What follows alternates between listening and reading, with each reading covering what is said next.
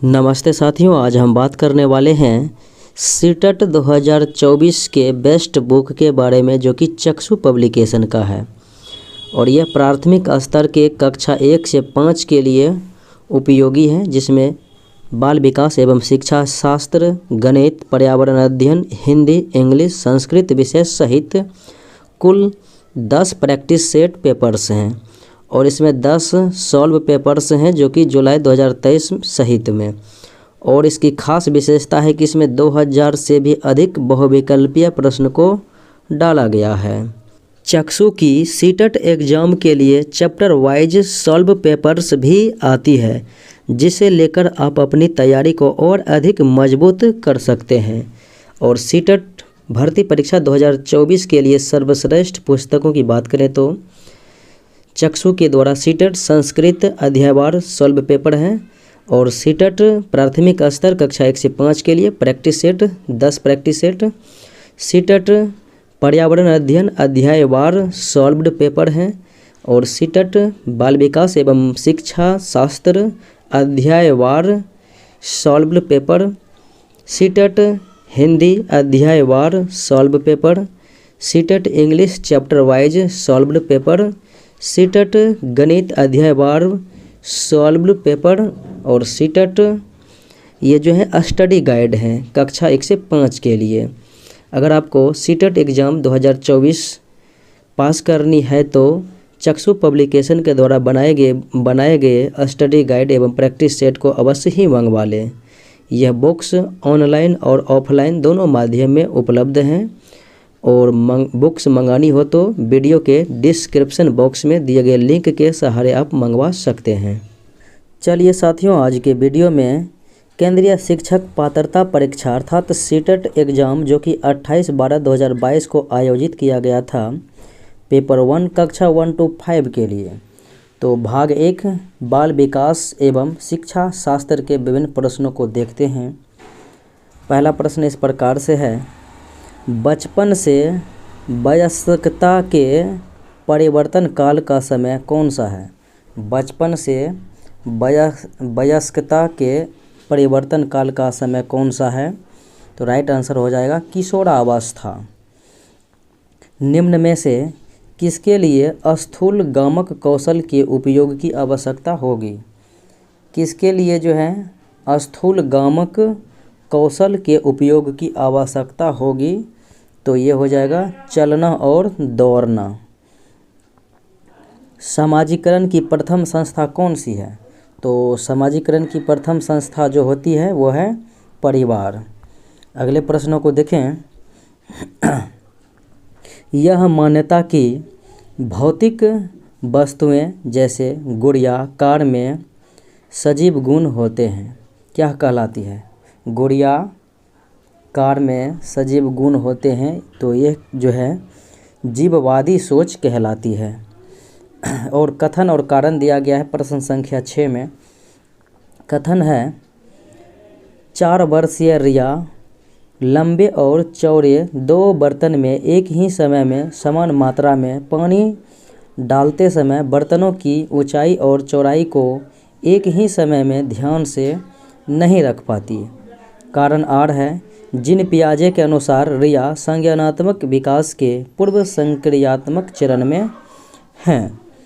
तो कथन और कारण दोनों सही है। और कारण आर जो है कथन ए की सही व्याख्या भी करती है। संकेतों व अन्य तरीकों द्वारा बच्चों को ज़रूरत पड़ने पर मदद करना किसका उदाहरण है? तो ये पार का जो है उदाहरण है, इसके फोल्डिंग। बच्चों की शिक्षा के लिए वाइगोत्स्की के सिद्धांत का अनुप्रयोग प्रस्तावित करता है। तो बच्चों की शिक्षा के लिए वाइगोत्स्की के सिद्धांत का अनुप्रयोग प्रस्तावित करता है। तो ये हो जाएगा सहयोगात्मक अधिगम के लिए। अगले प्रश्नों को देखें। कोहल वर्ग के नैतिक विकास के किस चरण में व्यक्ति अपने व्यवहार के परिणाम के बजाय दूसरों की अपेक्षा अनुसार कार्य करता है? तो राइट आंसर हो जाएगा परंपरागत चरण। एक प्रगतिशील कक्षा क्या होती है? तो एक प्रगतिशील कक्षा विद्यार्थी केंद्रित होती है। रेणु एक विद्यालय में परामर्शदाता है। गार्डनर के अनुसार हार्वर्ड गार्डनर के सिद्धांत के अनुसार प्रभावी परामर्शदाता के रूप में उसके पास कौन सी बुद्धि होनी चाहिए? तो उनके पास जो है पारस्परिक यानी कि अंतर्वैयक्तिक बुद्धि होनी चाहिए। राष्ट्रीय शिक्षा नीति 2020 के अनुसार एक शिक्षक को शिक्षण अधिगम प्रक्रिया के दौरान प्राइमरी स्कूल के बच्चों से संप्रेषण के लिए किस भाषा का प्रयोग करना चाहिए? तो किस भाषा का प्रयोग तो हो जाएगा बच्चों की मातृभाषा का ही प्रयोग करना चाहिए प्राइमरी स्तर पर। 5 साल की वैशाली ने अपनी माँ से कहा, माँ मुझे अमित की तरह फुटबॉल चाहिए। वैशाली को जवाब देते हुए उसकी माँ ने कहा, फुटबॉल से तो केवल लड़के खेलते हैं, मैं तुम्हारे लिए एक छोटी सी प्यारी गुड़िया लाऊंगी। माँ का जवाब क्या दिखाता है? यानी कि ये जेंडर पक्षपात को दिखाता है माँ का जवाब। तो ये हो जाएगा लिंग में रूढ़िबद्धता को जो है दिखाता है। बच्चों का नामीकरण व उन्हें वर्गों में बांटना। तो बच्चों का नामीकरण और उन्हें वर्गों में बांटना किसका उदाहरण है? तो ये हो जाएगा बच्चों के समूह में हीनता और सीखने की लाचारी को जन्म देगा। सतत व समग्र मूल्यांकन से क्या मायने हैं? सतत व समग्र मूल्यांकन के क्या मायने हैं?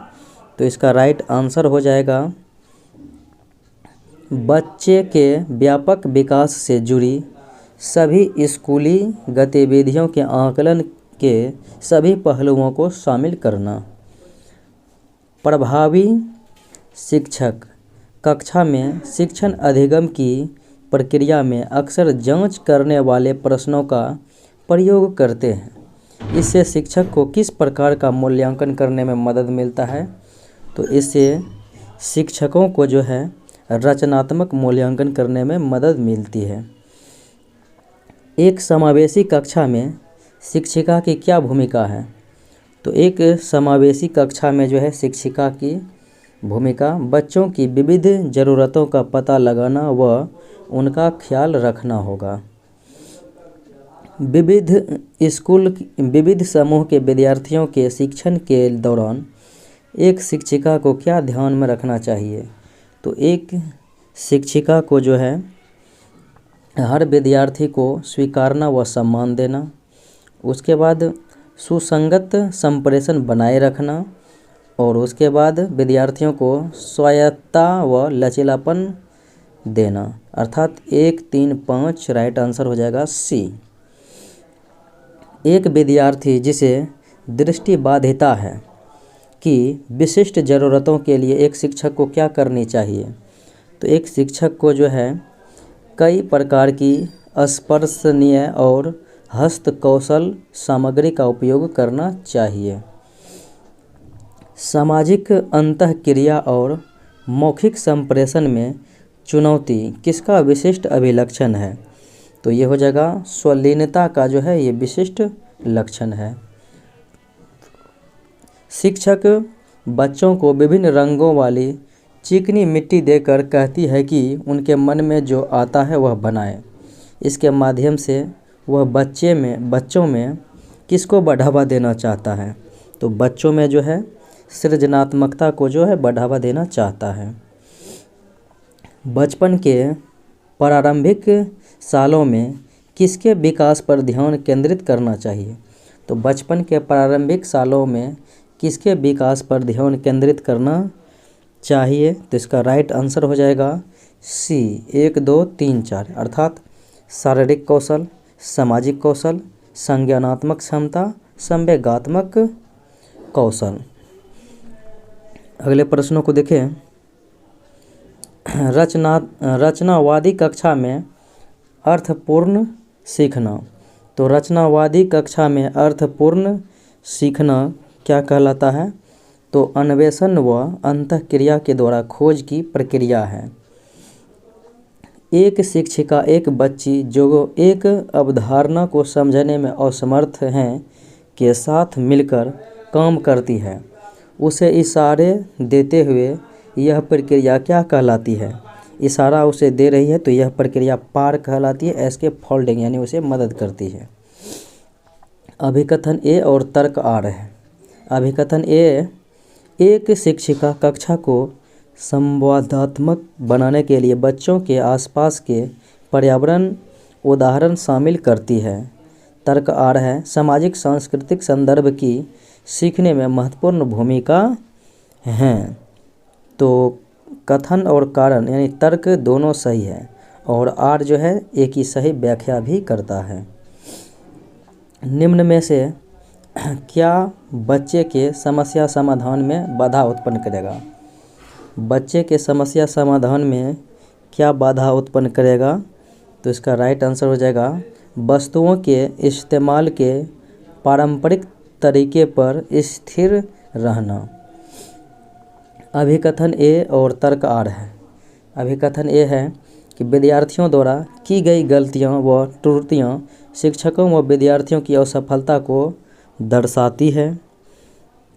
और तर्क आर है कि बच्चों में खुद से सोचने की क्षमता नहीं होती तथा उन्हें उनके सीखने को सुनिश्चित करने के लिए उन्हें लगातार निर्देश देने पड़ते हैं।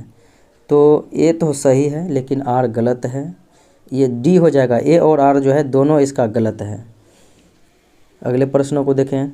निम्नलिखित में से कौन सा भाव नहीं है? कौन सा जो है भाव नहीं है देखें तो हो जाएगा अस्मृति। प्यार, भय, क्रोध ये तो होता ही, अस्मृति जो है भाव नहीं है। प्राथमिक शिक्षिका ने अपने विद्यार्थियों में आंतरिक अभिप्रेरणा को बढ़ावा देने के लिए क्या कर सकती है? क्या कर सकती है? तो बच्चों को सीखने में आनंद की अनुभूति को प्रोत्साहित करके। बच्चे का समग्र शारीरिक व मानसिक स्वास्थ्य अधिगम। तो बच्चे का समग्र शारीरिक व मानसिक स्वास्थ्य अधिगम जो है क्या होते हैं? तो वो उसको सुसाधित करता है। रूही का मानना है कि उसने ठीक से पढ़ाई नहीं की थी जिसके कारण उसके विज्ञान की परीक्षा में अच्छे नंबर नहीं आए, जबकि वह विज्ञान में बहुत अच्छा प्रदर्शन कर सकती है। रूही अपने प्रदर्शन का आरोपण किस कारक को कर रही है? किस कारक को? तो ये हो जाएगा कोशिश की कमी को जो है आरोपण कर रही है।